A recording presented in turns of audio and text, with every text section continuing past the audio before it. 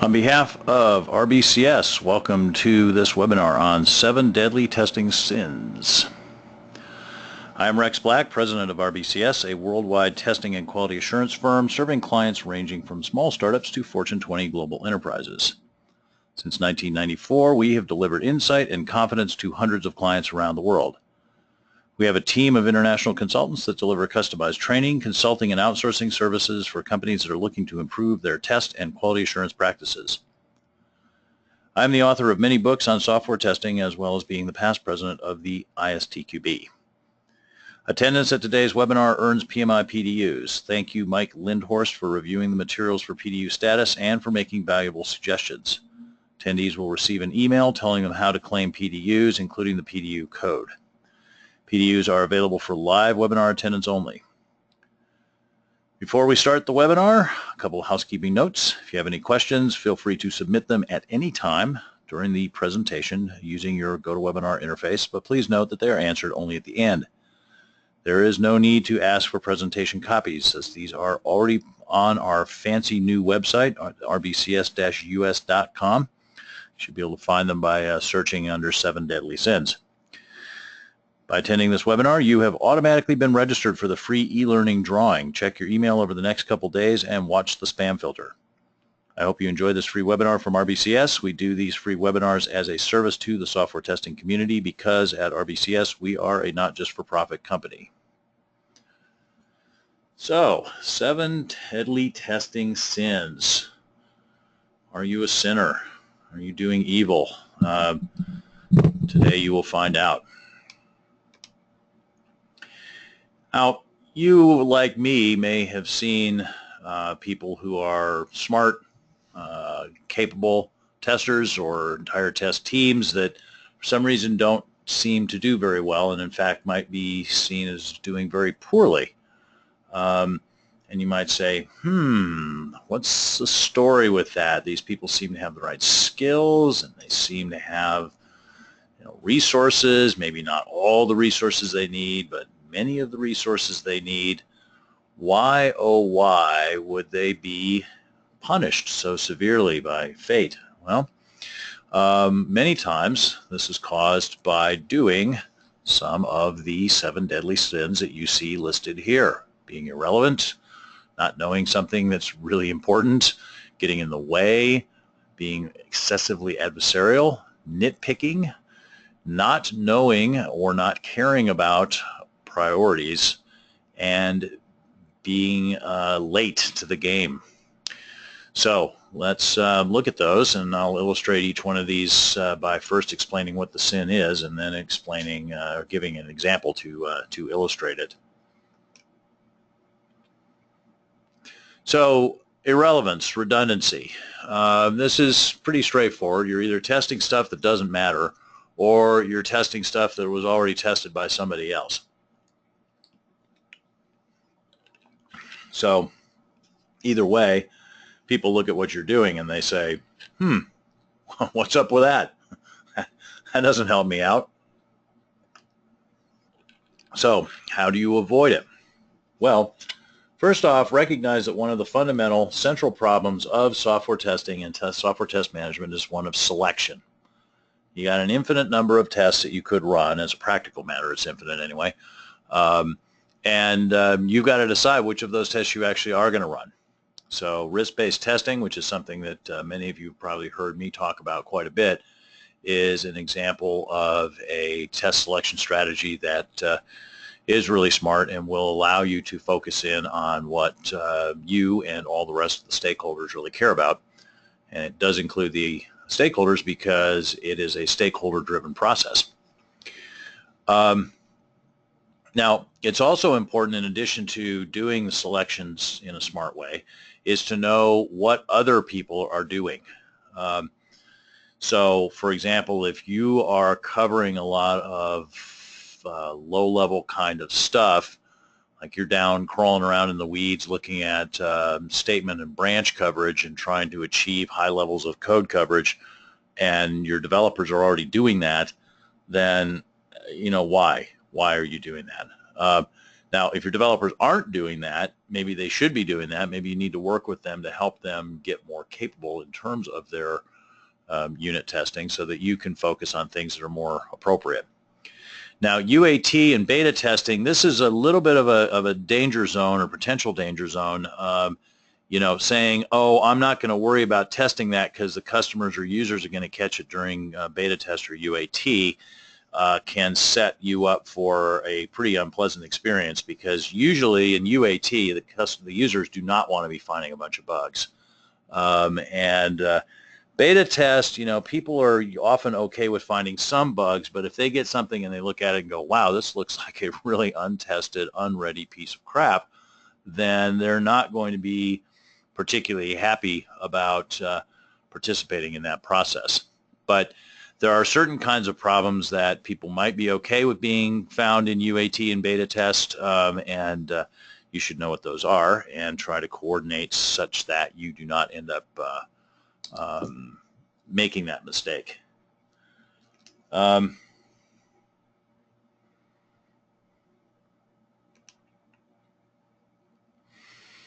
So a case study of that. I'm going to start off by admitting my own sins here.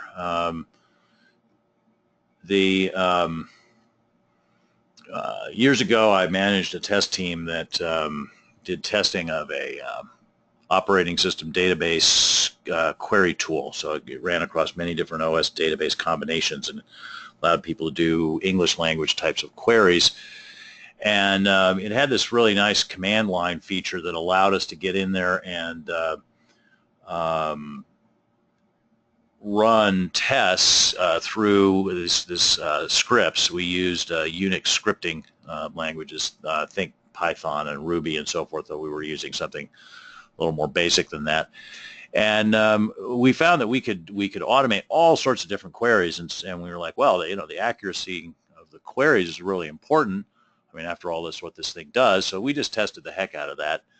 And that was important, but we kept chasing that dragon way longer than we needed to.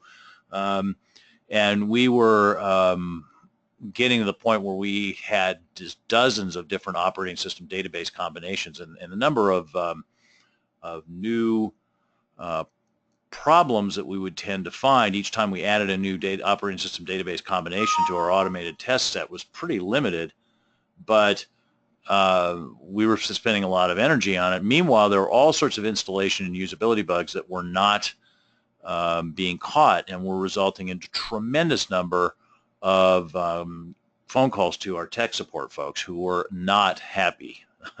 They were internal customers of ours, and they were not satisfied customers, let's put it that way, and it created a whole bunch of reputational damage that persisted long after we became aware of the problem and said, oh, okay, well, we'll put a bunch of manual tests in, we'll make sure to cover that. Even for months after we had been doing that, the perception still was, oh, those testers are off, geeking out on their automated test sets, and they're not focusing on what really matters to our customers. So you got to be relevant.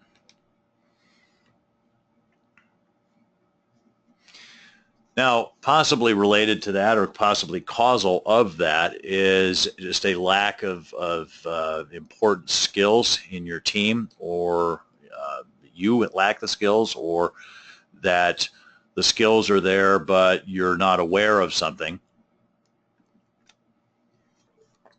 important that really matters to deciding what to test, what to focus on, how to report your results, who to report your results to, and so forth.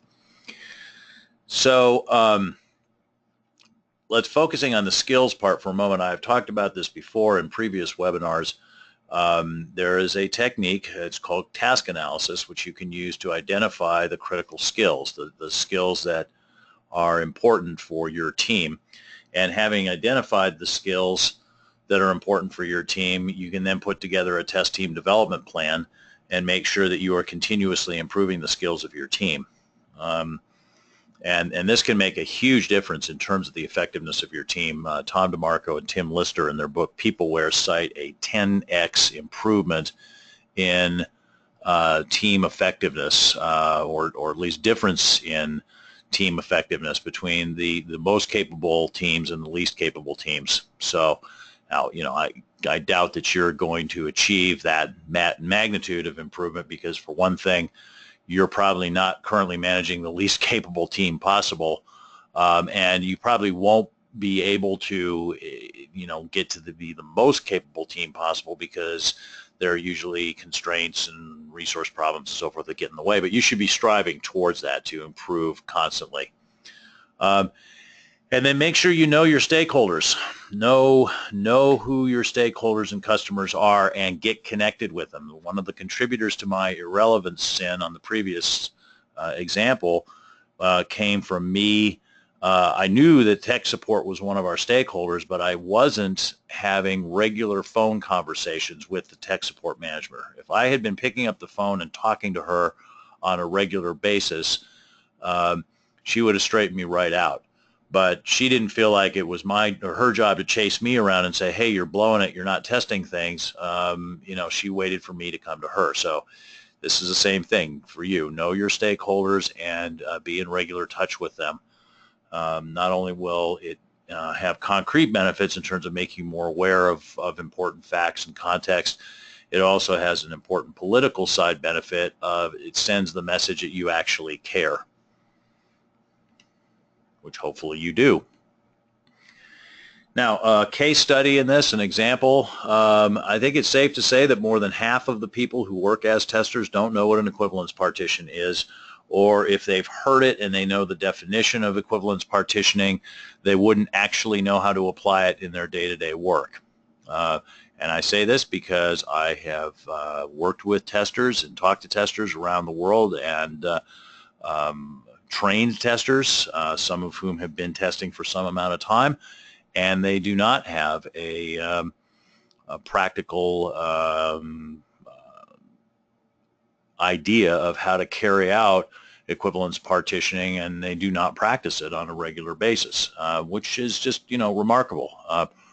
And it's funny because people will geek out over things like pairwise testing, like, oh, cool, go get a pairwise testing tool and I'll do pairwise testing. It's like, yeah, but if you don't know what equivalence partitioning and boundary value analysis are, you actually don't know how to use that tool, because you can't set the tool up properly to be useful. So it's just, ignorance of fundamental test design techniques. And you get beyond equivalence partitioning and boundary value analysis up to higher levels of test design, like how to make sure that every possible pair of events that has occurred in a state-based system has been tested. There's a technique for that, and it's not terribly hard. I can teach people how to do it in less than an hour, but people don't know how to do it. And so you miss bugs like, well, that system works, if you just push this button, but if you push this button and then you push this other button, boom, it doesn't work. And so that stuff gets missed. So why does this happen? Why is there ignorance? Well, we have, honestly, proponents of ignorance that do increase the amount of trouble in our profession here. Anybody can test. There's a fellow out there called Chris McMahon. You can do a web search for him, and I don't necessarily support everything he said about this, but he's made some very interesting comments about the testing ghetto. I know that's a super loaded word, but take a look at it and give it a read. It's I think he's being a little bit outré, I think is the French word for that, a little out there, to provoke thought. And certainly he's saying some important things about this, this idea that anyone can test. Sometimes we have trouble. We're a training and consulting company, and we have trouble selling people on the idea of training people on structured testing techniques. This sort of, anyone can learn it, or it's not that important. We just need to learn the tool. We just need to learn, Agile. I've heard that too. It's like, well, but regardless of life cycle, if people don't know how to be effective as testers, how are they going to be effective? Regardless of the tool they have, how are they going to be effective? So there's a lot of chasing the bright, shiny object that gets in the way of just fundamental knowledge and obtaining it. And then finally, you know, my own personal bugaboo here is with this whole idea of schools of testing. And I'm on the record that, first off, there is no such thing as schools of testing. There are just different strategies of testing. And strategies should be blended together to achieve an optimal outcome. You don't have to adhere to a school or follow the leaders of the school. So there's that, and then as a practical matter too, this has created a lot of barriers to discourse and exchange of ideas, because there's been on one side of this debate a great deal of demonization of anybody who doesn't believe in the schools of testing concept and who doesn't support the high priests of that concept, if I can use that phrase. And that has definitely created barriers to discourse and exchange of ideas. I, personally have just had to block out a bunch of people on Twitter and erase posts on our company Facebook page, because there's just this, these vitriolic attacks that have nothing to do with exchanging ideas that gets out there. And we as a profession don't do ourselves any favors when we pour oil under our own feet as we're trying to walk forward. Now, I do see a very bright light here. I've spent a lot of time involved in the ISTQB program, and I think that has really helped to bring a lot of awareness about these fundamental techniques. Now we need to see that the next step happens and people move on to the higher levels, the advanced levels, where there's going to be more application of those techniques. I'd like to skip something here, but no. Okay. So obstructionism, getting in the way, hands on the hips. No, I'm the only one who cares about quality around here. I get to decide when we're ready to start testing. I get to decide when we're done testing. I am the arbiter of the definition of done. Those sort of things. Making a big deal out of an obstacle that is fairly easy to surmount, resisting change, saying, well, I don't like agile life cycles, so therefore I'm going to insist on sequential style rules about testing, even though we're in an agile situation, and I'm not going to adapt, or I'm not going to automate, or I'm only going to automate, and I'm not going to consider any sort of manual testing. So just, generally being an obstacle, getting in the way. Part of this can be originate both bottom up and top down. So the process cop problem. I've had clients tell me before that their test teams were directed to be enforcers of process purity, yet their test teams were not given the political support and the open backing of upper management when they did try to enforce process purity, and they get blamed for being in the way. So my personal opinion on this is that whether you've been told to be a process cop or whether you've decided your job is to be a process cop, it sucks to be a process cop. So get out of that job. That's not a thankful job. That's not a job that's likely to do you a whole lot of favors.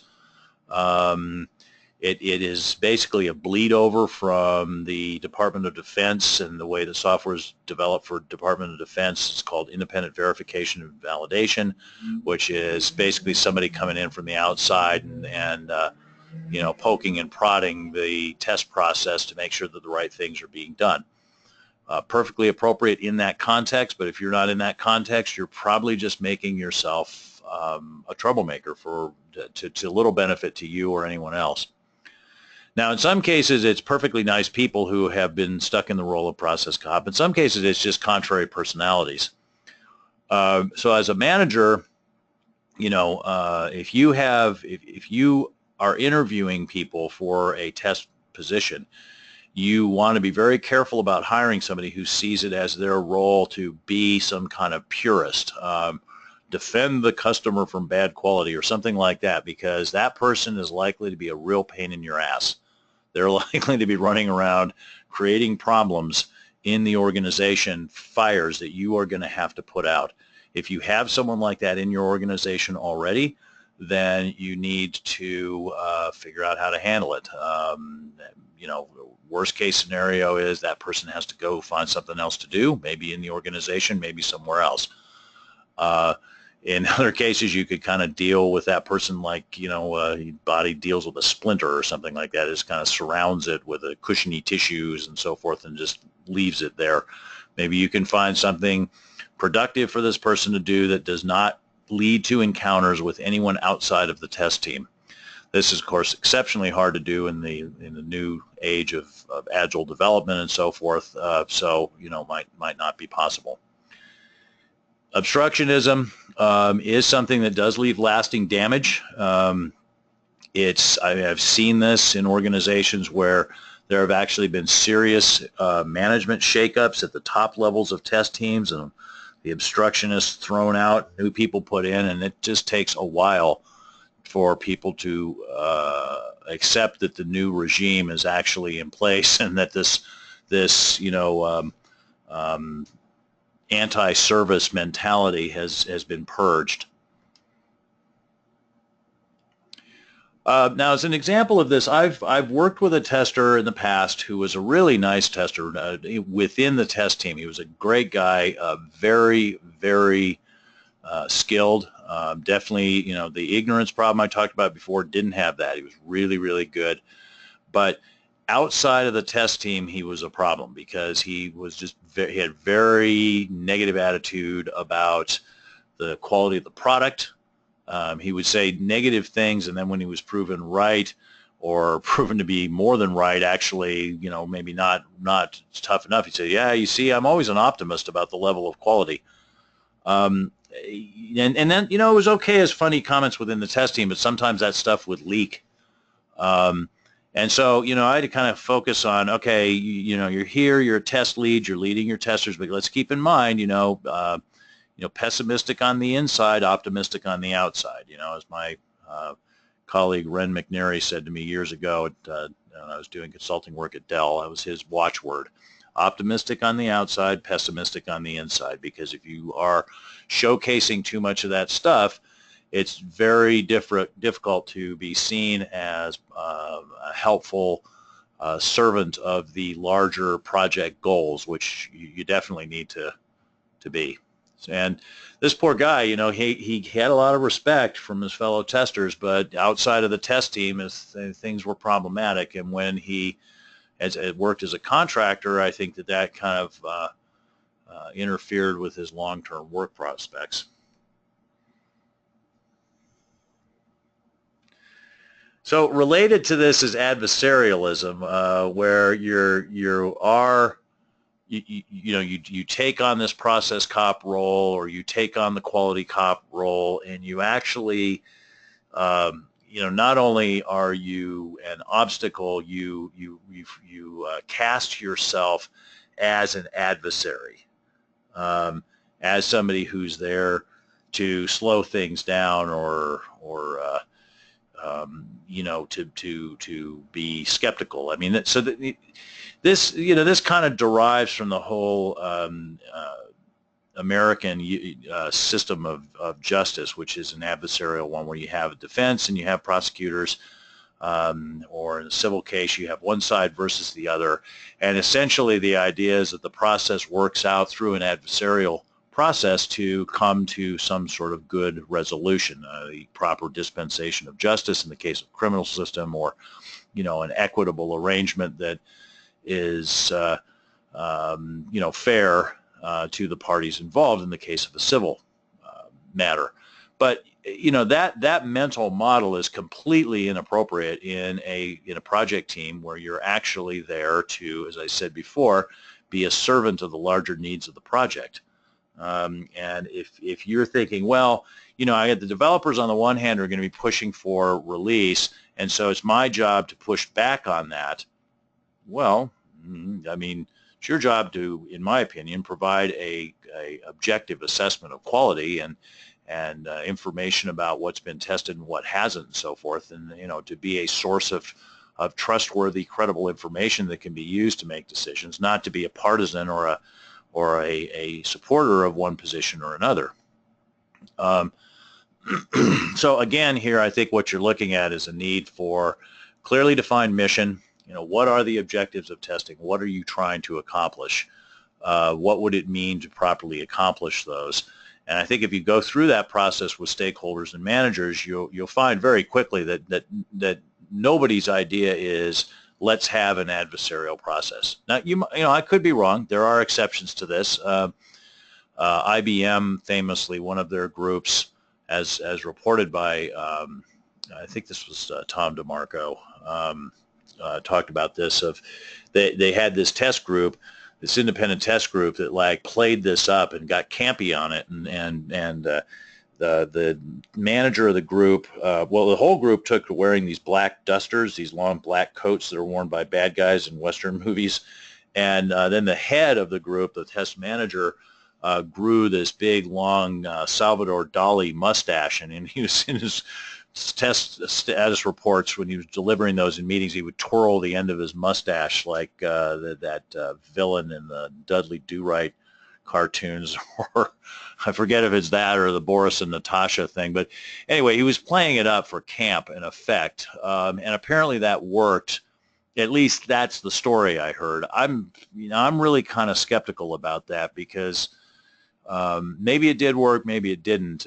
But if it did work, it's a real black swan for sure, because when I've seen this with clients, this kind of adversarialism, it isn't good, and it results in a lot of hurt feelings and grudges, and a perception that the tester or test manager stabbed people in the back, and it doesn't go away easily.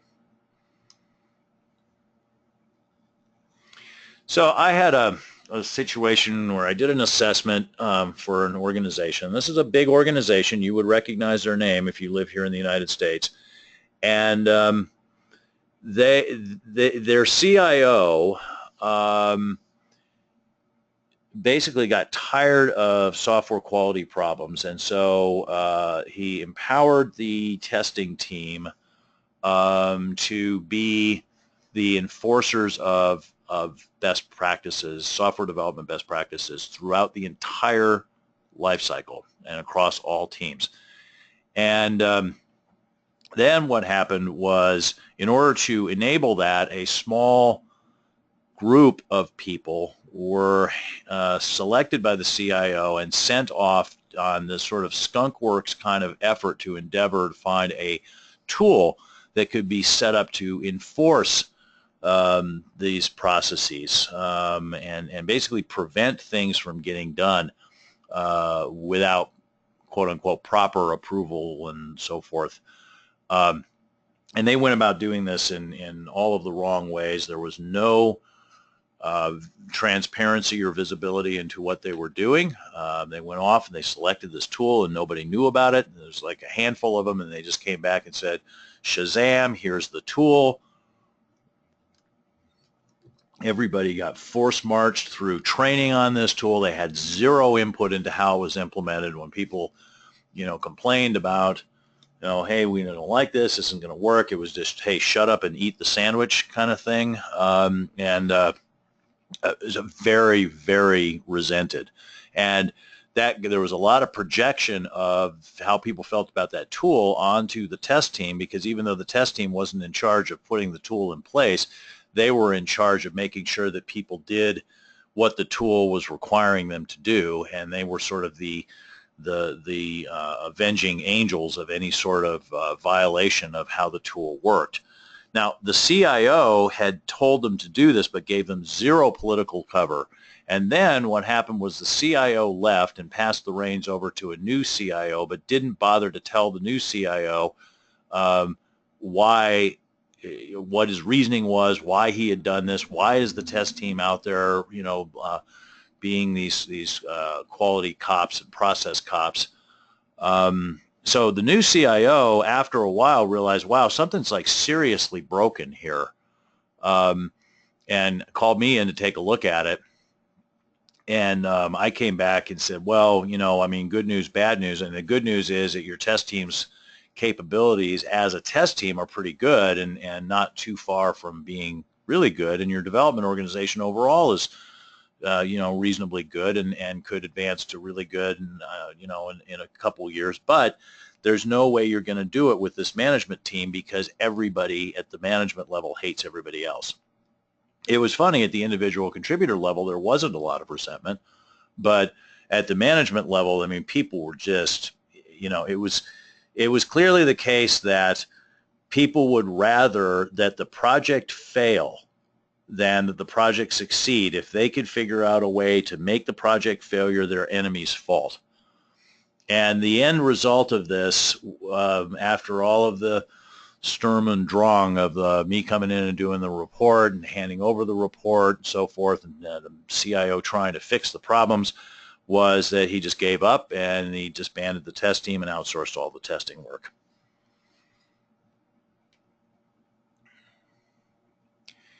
Now, another deadly sin of testing is nitpicking, making a big deal out of things that aren't particularly important. And this is especially a problem if things that are important are not getting caught. So, the test team or individual testers are off perseverating about, oh, well, look at this, all these bugs over here, there's a big pile of bugs. And it's like, yeah, but you missed the 2 or 3 bugs that are resulting in us getting, 1 star in the App Store ratings, or that are resulting in horrible product reviews, or that are resulting in, 10,000 tech support calls per month. So it's like, why are you so focused on this stuff that's unimportant? Why are you making such a big deal out of it?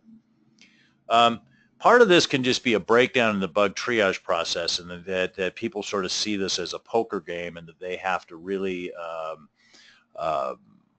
bluff to try to get anything fixed. The perception of nobody listens to me unless I scream, basically, or shout. Some of this can just be not having good criteria for what constitutes the different priority and severity ratings, and or those have not been well communicated to people, so it's more just accidents. In some cases, you will get people who are what I call repeat inflators, of just, testers who are like, look, if I don't call it a Sev 1, nothing's going to happen, so I'm going to call everything a Sev 1. And the other kind of somewhat related thing here is where you have testers who have some sort of personal worth stake in whether a bug that they have identified gets fixed. I always listen for this as a consultant. I listen for the words "my bugs." My bugs. Your bugs? What, did you raise them? Are they your babies? You seem human to me. You don't seem like you're going to be the parent of any bugs. So how do they become your bugs? Oh, they're bugs that some developer created and put in the software that you happen to be the one who came across because of the tests that you got assigned to run. And that's just, it's random, right? So they're not your bugs. So get over it. Now, that's not to say don't care about them, but when you get to think about, my value as a tester is measured by the percentage of bugs that I find that get fixed, that's a screwed up mentality. Now, that can be a screwed up mentality that somebody got because management gave them that mentality through dumb performance evaluation practices. That definitely happens. Whatever's going on, look at those things, try to get that fixed. This is actually a more of a, it's verging on what is the venal versus a deadly sin, venal versus mortal. Because once you clear this up, the bad feelings do tend to go away, but certainly credibility can take some time, especially if you have somebody who's famous amongst the developers for making big deals out of nothing. Now, I have heard this all over the place, that, well, if I don't file it as a Sev 1, nobody's even going to bother to look at it. And it's funny that the more often I hear that from testers during an assessment, the more likely I am to hear from programmers and developers that they just ignore the ratings. I've also seen bad bug reports, including inflated severity bug reports, used as an example to demonstrate how bad the bug reporting process is. I remember one particular bug review meeting where the development manager picked out 3 or 4 egregious examples of poorly written bug reports, including bug reports that had inflated severity ratings. And he just hammered on those, and he's just waving them around like a bloody shirt about how horrible the test team is and how, you know, they're making big deals out of nothing. This is a sample of 3 or 4 bugs out of literally like 1,000 plus in the backlog. And so when I brought that up, he's like, "Oh, those bugs aren't customer facing." And what had happened was that he had succeeded in undermining the credibility of the test team based on a small sample of situations where there had been some nitpicking and some lack of attention to detail in the way the bug reports were written. And this stuff does happen. So, you know, if you are a test manager, don't put up with it. And if you're a tester, don't do it. It can seem tempting to say, well, I'm finding these bugs and they're not getting fixed and nobody's paying attention. Maybe if I just call everything a Sev 1, that will get attention. Well, you know, no, it might get attention, but probably not of the type that you would like. And it will probably just get ignored. All right, blindness to priorities, not focusing on, you know, what are the critical things that have to happen that, you know, would be essential to project or organizational success. Now, this can be sort of a mirror image of some of the things that I've talked about before of you know, not actually being frank about the damage that's possible for a defect, or not testing something because, oh, you know, we test that area, we find bugs, and that developer's got really thin skin, and he gets really upset, and, you know, so let's just kind of leave that alone. No, I mean, you need, you know, that I criticize the sort of adversarial model, or the U.S. justice system model of thinking about testing before, but I think there is sort of a metaphor that works here. You think of the symbol that's often used for justice, which is the woman holding the scale with a blindfold on. You do have to try to be that person, that you are objective and fair and just, you know, saying this is what it is. But that has to be tied to a good understanding of what the priorities are, so that you are looking in the right places. Now, you might say, I don't know what the right places are. Okay, then if that's the case, you're not talking to your stakeholders enough. If you're saying, well, I'm not allowed to talk to my stakeholders, I have to, everything has to go through my manager. Well, you know, that's kind of old school, and you know, as organizations move to Agile, there's less and less in that. That still does exist. You know, if that is what's happening, then, you know, you want to try to get away from that kind of siloing and say, no, you know, everybody from the individual contributors in the test team up to the test managers and test directors need to be finely attuned to the priorities,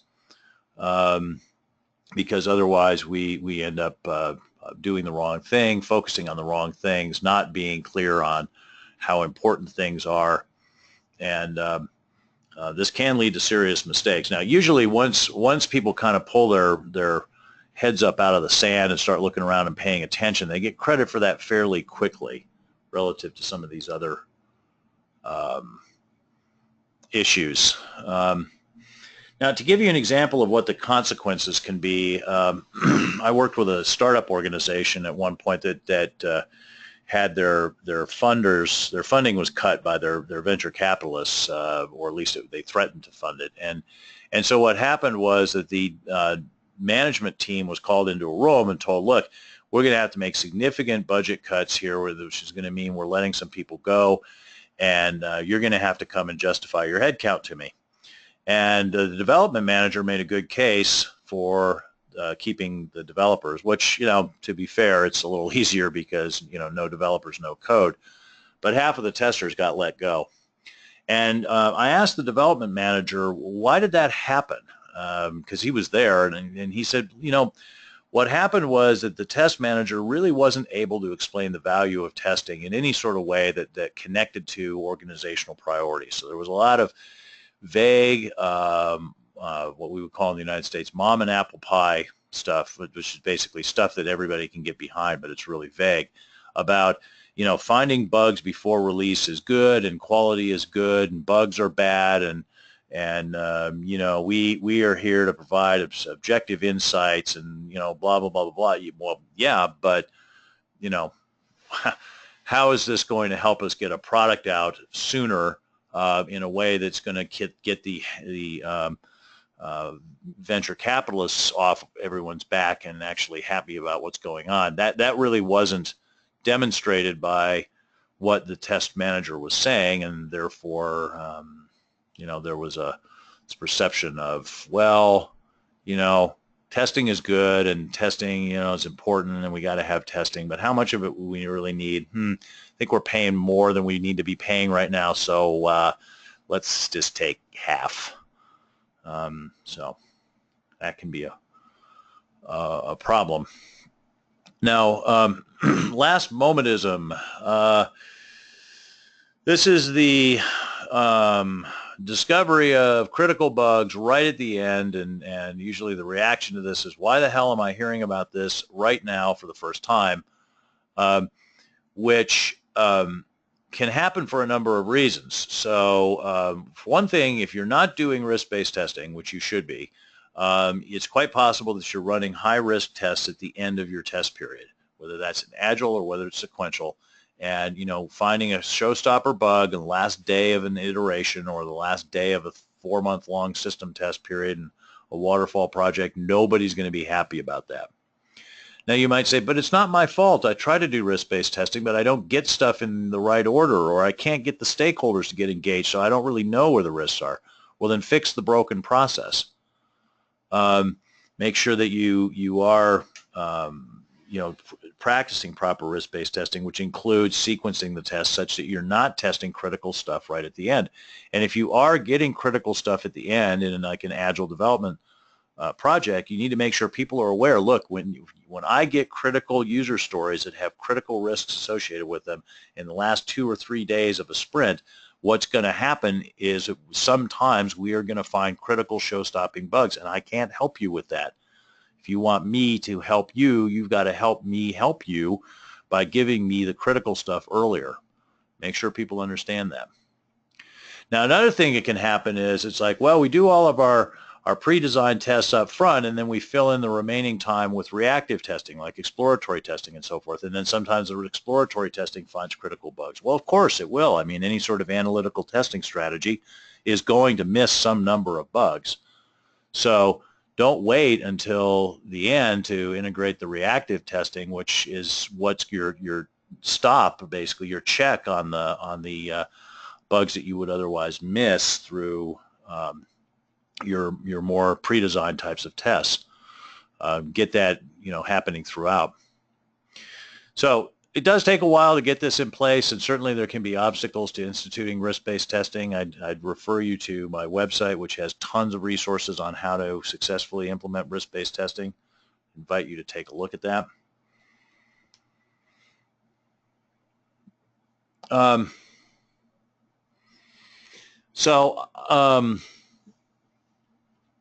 I've seen this happen, and one particular project comes to mind where the testers were just like, oh, look at this, oh, look at this, like right towards the end of test execution. This is in a traditional iterative type of approach, a rational unified process project where they're towards the end of the last iteration. It's like, here's a bug, here's a bug, here's a bug. Look at all these bugs, bugs, bugs, bugs. And it's outside testing service provider, and so people are thinking, oh, this is great. We're finding a lot of important bugs, but the client, especially the programmers and the project managers and the client side, were like, whoa, why are we getting hit with this water cannon of bugs now at the last minute that's going to slow down the release? Now, of course, it's fair to say, well, would you rather not hear about those at all? But the response is, well, that's a false choice. I would rather hear about them earlier. And there was no attempt to use any sort of risk here. It was just, test here, test there. It's going to kind of haphazard. And this resulted in the client deciding, what is this? These guys just don't get it. They're not helping us. Okay, so 7 deadly sins.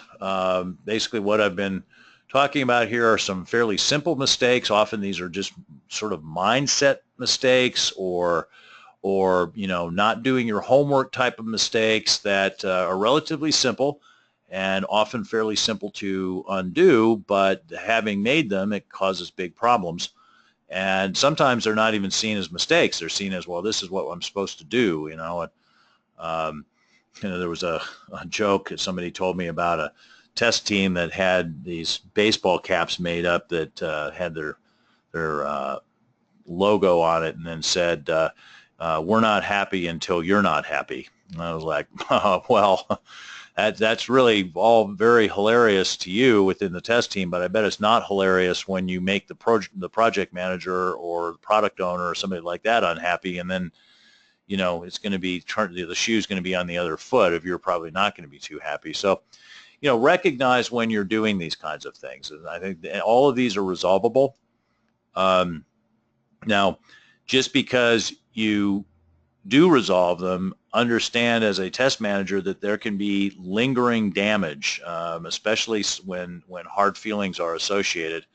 So when you make these improvements and make these changes, don't just make them and go, well, I hope nobody noticed that we were doing that bad thing, and so I'm not going to bring people's attention to it. No, if there's reputational damage, if there's hard feelings, then rather than just pretending that didn't happen, go out and market the fact that you have resolved those problems so that people feel like, okay, this is on the right track. And understand that you're going to be under the microscope for a while, because people will be thinking, well, this is a short-term change, and maybe they're going to just slip back into bad habits here once nobody's looking. All right, so as usual, I put the advertisement up as we go into the Q&A session. Amit says, for last momentism, what if it just happens? Sometimes, despite prioritizing things according to risk and sharing that, there are constraints that prevent finding bugs until a fairly late stage. Besides sharing that concern, is there something to do to address this? I think that if there are things that create the risk that you are going to find bugs at a late stage, as I said, you need to make sure that everybody is aware of that. That, look, the fact that we got this critical feature late in the game is, going to expose us to the risk that bad things could be found late, so that it's like there's a collective awareness that, we want to do all we can to help find things in the right order, but we can't do it if you give us stuff late. If you give us stuff late, obviously we're going to test it late, and if we test it late, we could find bugs late. I got a question for Ian here, who says, nitpicking. I work in an agile environment, and when we get to the end of the sprint, development will not look at any bugs that are less than a Sev 1. Hence a lot of wasted time and defect triage. Is this a bug triage process issue or an agile approach issue, or both? Well, it sounds to me like there is a failure to talk about and properly handle technical debt, which is sort of an agile implementation issue of, saying, well, if it's not a showstopper for this sprint and we can go into production with it, we're just going to go into production with it, and we'll get to that bug later. And then what sometimes happens is that later never comes, and you're dragging this ever-increasing bag of technical debt around with you, waiting for some sort of miracle of extra time. Now, some organizations do a better job of dealing with that, where they go, okay, it's all right to accumulate low-severity defect backlogs from one sprint to the next, as long as periodically we do a hardening sprint or a stabilization sprint where we clean up the mess. And I think that's that's an approach that that has worked for our clients. I know Agile purists shudder at the mention of hardening sprints, but we've certainly seen that work for clients before, and so that that might be an approach that can be discussed. But it sounds like part of what's going on here is not managing technical debt properly. So I would start with that. Now I would also look at the bug triage. Because if the bug triage is basically falling into this pattern where it's like a poker game or an arm wrestling match of like you on the one side as a tester or test manager are like pushing to try to get as many of your defects classified as Sev 1s, so at least you have a ghost of a chance of them getting fixed. Meanwhile, the development managers are all like, no, we just want to get stuff done, or developers, we just want to get stuff done and out of there into production. And the product owner is maybe abdicating or is not understanding what's happening when you accept all this increased technical debt. So it sounds like that process might be broken too. So I would look at both of them. Be careful about assuming that this is somebody's fault because there can be organizational messages that are coming down from above, like ship at all costs, like put product out there or die. Or to paraphrase Mark Zuckerberg's famous quote, move fast and break stuff. I'm paraphrasing it to make it PG rather than an R-rated webinar. If that's the message, move fast and break stuff, then, the whole, you're kind of swimming against the tide if you're saying, well, wait, we got to step back and think about managing technical debt. So, senior managers and executives, they send powerful messages, and they're not sitting in the room maybe when these decisions are being made, but their influence is in the room for sure. So I got a comment from Sinisa here. You addressed very important and sensitive topics. Thanks. You're quite welcome. Another comment from Brian. As always, thanks for the informative webinar. You are quite welcome, Brian. Thanks for coming. See, Lena says, would you consider saving data to a database, a unit test? Well, yeah, kind of, depending on the granularity of the test, right? So if it's like we have these queries and we want to make sure that these queries save data properly, and so we're going to test these queries in isolation by themselves and make sure that they're working properly across your network or what have you, then yeah, that could be a unit test. And it could be a unit reliability test in the sense that it's like we're worried that every now and then connections drop and data gets lost, so we set up this loop to hammer away on these queries and make them happen, and then we do other queries to check that the data is getting properly saved. I mean, that can certainly be a unit test. I don't think it's the particular thing that you're testing that necessarily makes it a unit test. Like, oh, it's only a unit test if we're looking at a function in in C or a class in Java or something like that. I think it's more like if we're looking at an individually testable piece of stuff and we're worried that it might break in some way and we're testing for that, and that's a unit test to me.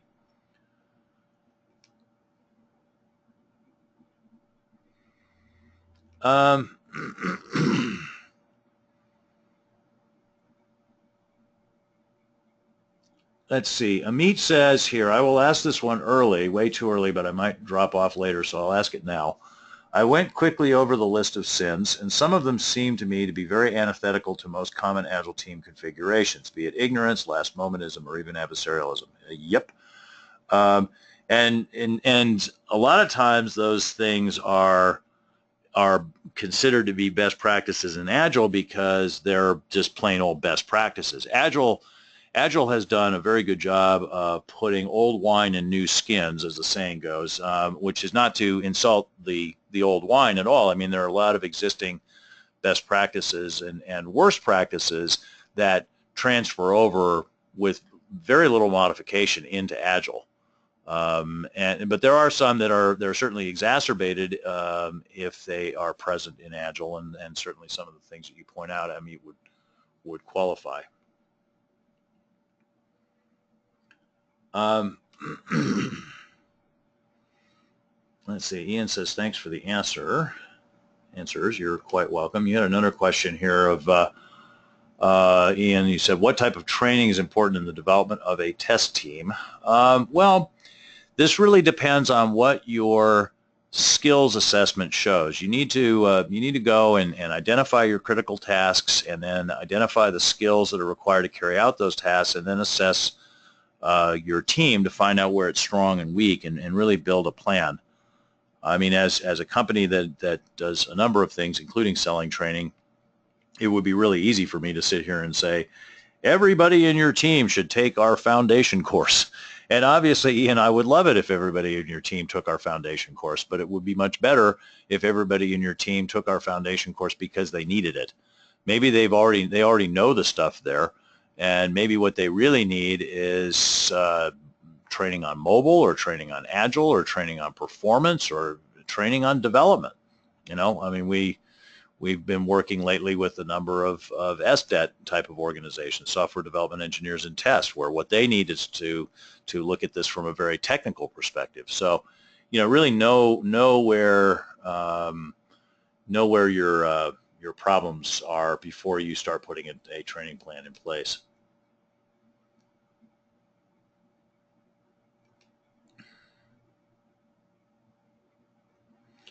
Okay.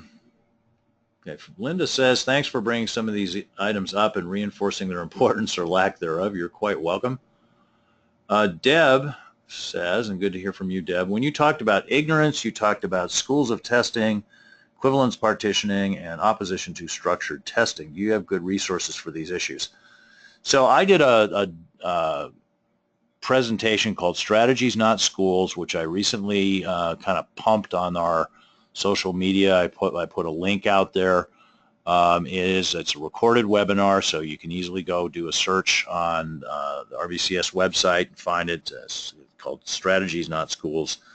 You should be able to find it there, which gets into my objections to the schools of testing. I also had a debate with Kem Kaner, who's one of the originators of the schools of testing concept, though a very reasonable fellow, and amenable to a discussion about his brainchild, as it were. And that's that video and the audio of it is also recorded and posted on our website. And by the way, these videos and audios, recorded webinars and so forth, if you have trouble finding them on our website, you can go to the RVCS YouTube channel and find them there. Equivalence partitioning and other test design techniques, I've got some recorded webinars on that. And as far as opposition to structured testing and the sort of, anyone can test, again, controversial posts and comments made by Chris McMahon using words that will certainly stir up controversy, but perhaps that's his intent. His whole discussion of testing ghettos, again, that word ghetto, of course, is highly inflammatory potentially, and I'm quoting that advisedly here, but I think that some of the things that Chris said, while maybe I wouldn't necessarily agree with all of them, are things that are important to think about. So Chris McMahon, and do a search on that. Again, I'm not endorsing everything that he's saying there, but I'm just saying it's useful food for thought that should be considered, and Chris is a thoughtful guy.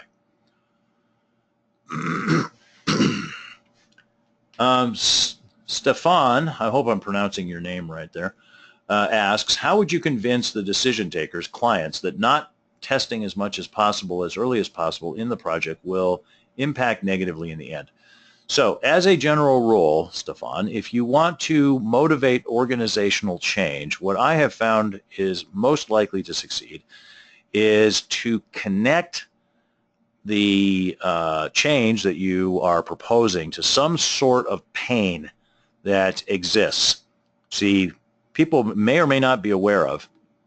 That pain often takes the form of unnecessary monetary loss. Many organizations don't like unnecessary monetary loss, and when you can tie what you are proposing to fixing wasted money, that gets their attention.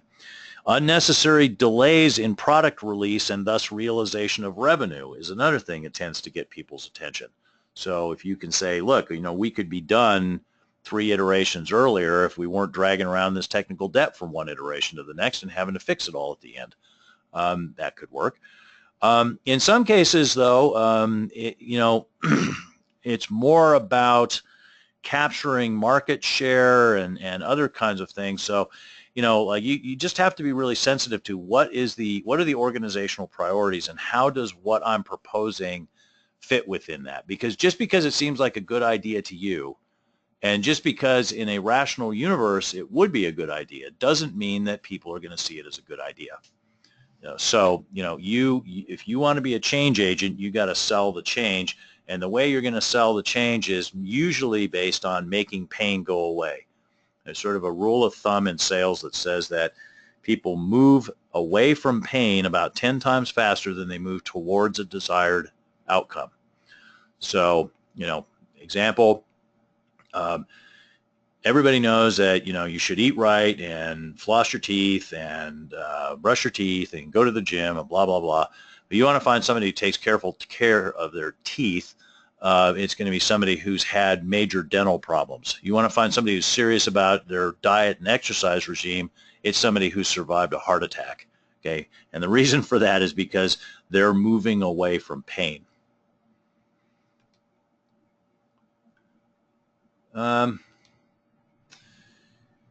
Linda asks, do you offer courses for learning how to do risk-based analysis with the whole project team and then testing? Yes, we do. We do this a couple ways, Linda. One is that we have a training course. It's purely about teaching people to do risk-based testing. We also do what we call risk-based testing kickstarts or jump starts, which is where we work with an organization. First, we train people, including developers and testers, and then we actually spend a week going through a case study with them, basically a pilot project, getting them off the ground doing it.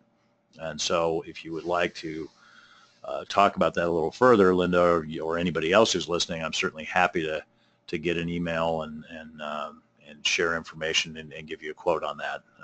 It's very reasonably priced and is something that we've done for clients around the world.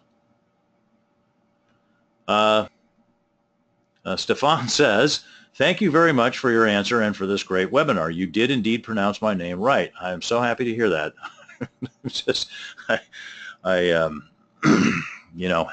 a speaker of English, sometimes my pronunciation of people's names is not always good, so I'm glad I hit the target.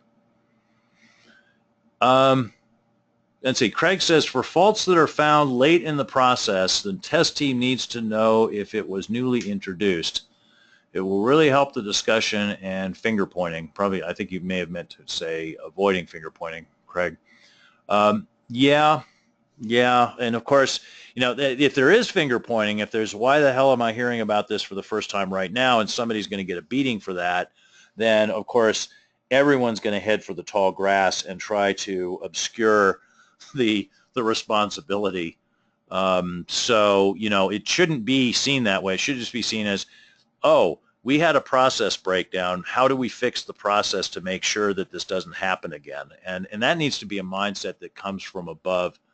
That goes way back. I mean, Deming talks about this in his stuff on quality management, and this is one of his rules: drive out fear, right? And if people are worried about, oh crap, I'm going to be held accountable for something that wasn't my fault, so that obfuscation of responsibility becomes a key activity in people's lives, which is not positive.